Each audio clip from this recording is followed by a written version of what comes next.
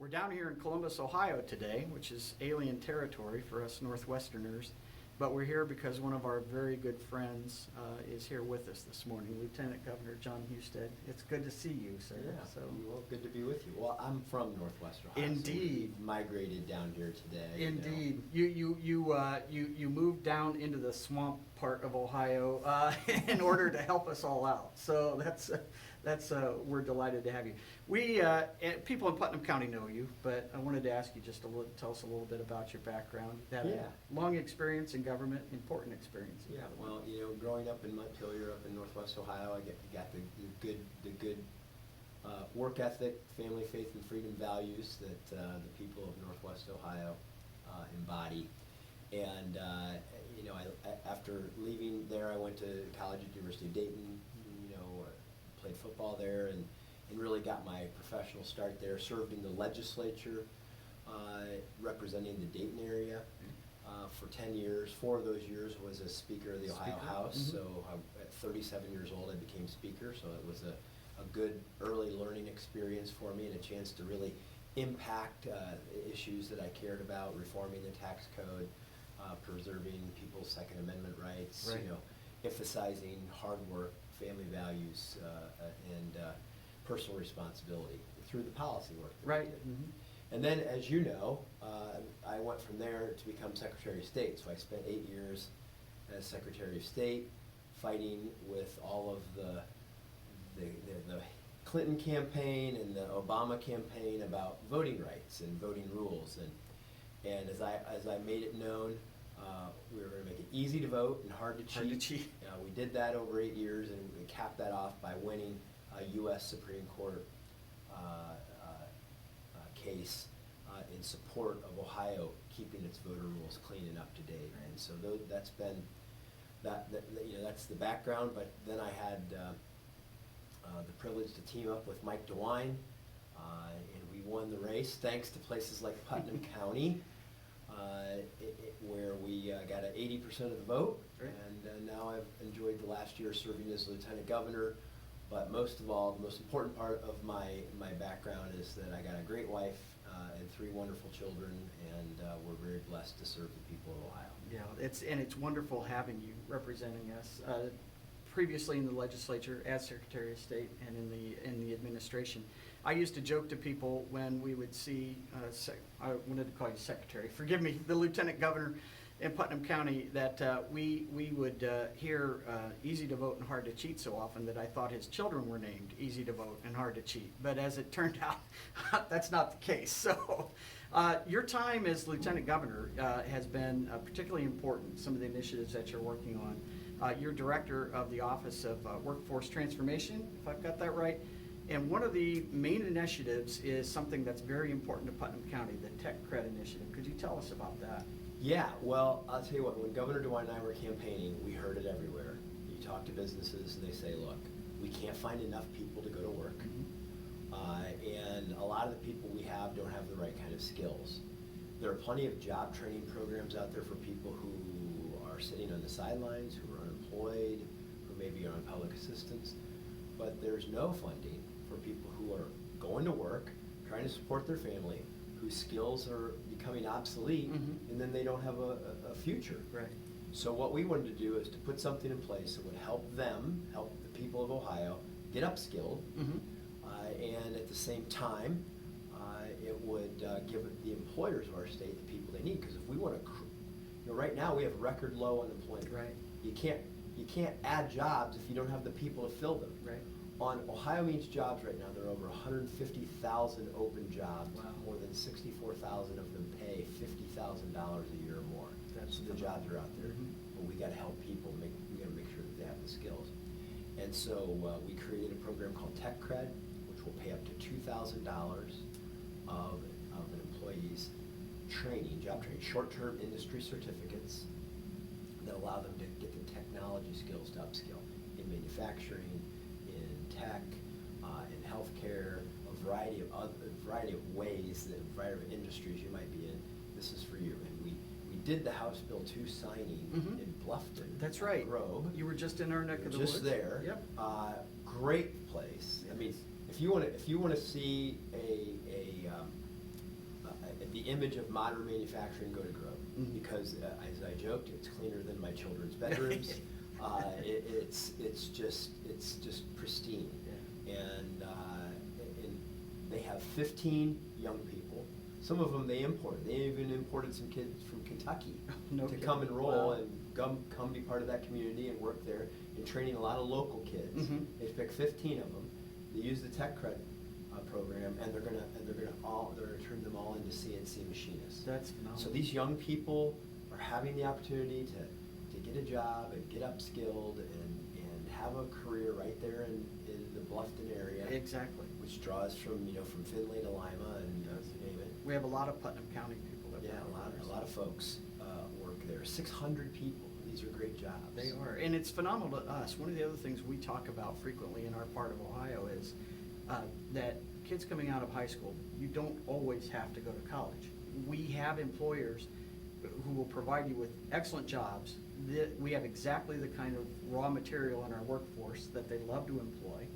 A program like Tech Cred is very, very useful to us to be Yeah. able to help them get to the skill level that they need. And additionally, to your point, look, college is great if that's for you, but Right. you don't need to go to get a great job. Exactly right. There are a lot of pathways earning industry credentials Mhm. that lead to really fantastic jobs.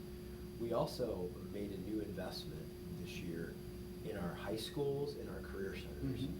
to create incentives for those high schools and their students to earn industry credentials in the in-demand Wow. sectors of our economy. Mhm. So helping, look, the career center of our era, not the career center of today. That's right, it's a different It's environment. high tech, Right. it's high tech manufacturing, but it's also, because let's face it, when people say, well, tech, everything's tech. Yeah, it is. Healthcare's It's all tech. driven that way. Exactly. The automobile industry is Mhm. tech. If you ever try to fix your car lately, It's not gonna It's happen. tech. It's Yeah, that's right. and so you need these skills, Mhm. and our career centers are great at providing them. I'll give you one example that I found interesting that I really like to use when I'm talking about tech cred. Everybody knows what a land surveyor is, right? Right. Mhm. Been around since the beginning of private property rights, right? What This is George my Washington land. did. George Yeah. Washington came to Right. Ohio Yeah. as part of a surveying group, and it's a job's been around for a long time. But technology is making some of those jobs obsolete because you can send up a drone now. Right. That uses lasers to survey land, come Mhm. back, it's quick, it's accurate. Well, a lot of companies who employ surveyors, who now, their skills are becoming obsolete, they don't need them anymore, they're training them to become drone pilots. At Wow. Sinclair Community College, for example, they have a world-class drone training facility. And for $1,750, right in the range where Tech Credit will pay for it, they can teach you to become a drone pilot. And so instead of having to go out and manually survey it like you used to, now you send up the drone surveys it, and you've upskilled. That's Anyone can fantastic. learn to do this. Right. It's the kind of example of how we're really making Ohio more competitive and giving the people of Ohio the chance to keep and earn even better jobs. That's great, that's great. And you mentioned about making Ohio more competitive, and one of the things that we've talked about in our part of Ohio, rural counties don't have as much engagement as what you might see in some of the metro areas with state government. But the engagement that we often have is not a whole lot of fun. And so your Common Sense initiative is helping to reduce regulations across the state. Can you tell us a little bit about that? Yeah, absolutely. I inherited the Common Sense initiative, and when we got there, it was way behind. It had, basically 1,000 rules and regulations that hadn't been reviewed. And so I said, that's unacceptable. We got to catch up. Let's get this done. Mhm. And once we caught up and got things current, we started to tackle some challenges proactively. I'll give you an example that I love of what we were able to change.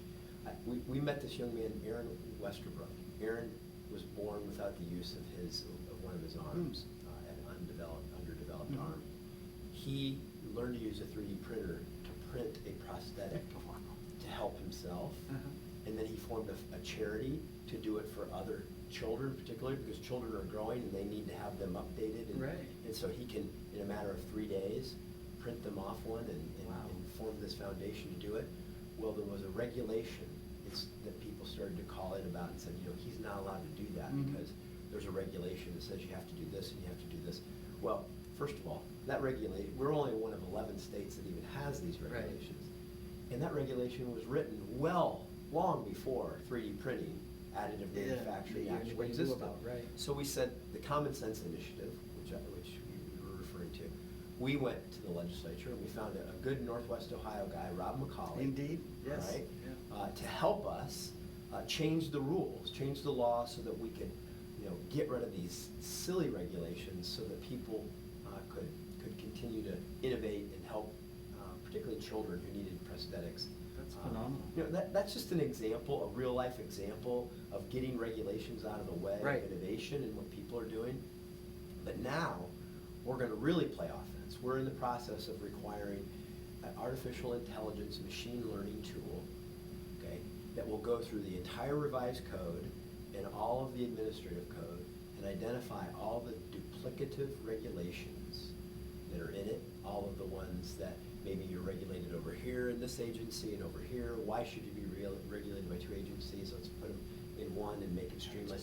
We're gonna collect all of that information and then we're gonna take it to the agencies in the legislature and say, let's get rid of this. That's We great. don't need it, it's duplicative. Because think about it, over the course of 200 years that the state has been in existence, somebody passes a law, then they pass another law, and then they write rules, and then it begins to stack up. And nobody, not a single person can know what all of that is. Right. But we now have the capability of using technology to go through it, to read it all, to make sense of it, and to tell us what we need to get rid of. Well, and I think this is a fine example of why you elect conservatives to government. Because your Democrat opponents in the last election would not be looking at this type of thing. So that's a very important thing. One last thing, and I know your time's short this morning. You've been working very aggressively on improving broadband access. Can you tell us a little bit about that initiative? Yeah, right now, there are 1 million Ohioans who don't have access to the federal definition of high-speed internet. Mhm. And for most of us, we wouldn't think that it's actually high-speed. Right, yeah. Okay, Rural, it's the federal. that's a problem in rural Ohio, no It is, doubt. it So- is. And so we came with, Ohio didn't even have a strategy as to how we were gonna attack this. What I did through Innovate Ohio, another initiative that I run, to try to make Ohio the most innovative entrepreneurial state in the Midwest. We put together, working with ODOT and some other state agencies, a broadband strategy on how we're going to make sure that the 1 million people who don't have access, that we can have a strategy to try to deploy more broadband, more fiber out there so that we can get more people connected to high-speed internet. It's difficult in people, but it's also businesses. If you're a business that requires data and you need a server and you Critical. don't have at least 100 megabits Mhm. of download capacity, you're not really in a position where you're going to be able to participate in the modern economy. No business now that can operate without that type of Yeah. effective access. Yeah, Exactly. and so if we want people to participate in the modern economy, the modern education system, Mhm. when kids go home at night, they're supposed to do their homework, they gotta have access. Exactly. Telehealth. Telehealth is another new way that we can connect people in rural areas to services that they wouldn't have had access to Mhm. before, but you gotta have the broadband To be network able to to go use to. it, right. So we're deploying strategies, trying to work with the federal government, with our rural co-ops, utilities and things like that, to deploy that technology out there to help people gain better access. It's super important that we get this done. You can't, when we talk about the digital divide or the economic divide between urban and rural, this is the life support system. It is. For making that an opportunity to equalize some of those disparities, and we're on top of it. Yeah, that's phenomenal. And you add those initiatives up and you find, even in a rural part of the state like Putnam County, that you can enjoy quality access of life comparable to what you're seeing in cities around the state. Well, I'd say even better. Without having to be in Not have to cities deal around the with all state, this. which is the real advantage. So, Mr. Lieutenant Governor, we greatly appreciate the time. Yeah, Thank it's you for great. meeting with us today. Tell all my friends in Putnam County we're grateful for them. We Thank will, you. we will do that, and we're looking forward to having you come see us soon, and we'll keep in close touch with you. Thanks Great, again. thanks. Appreciate the time today. We'll see you next time.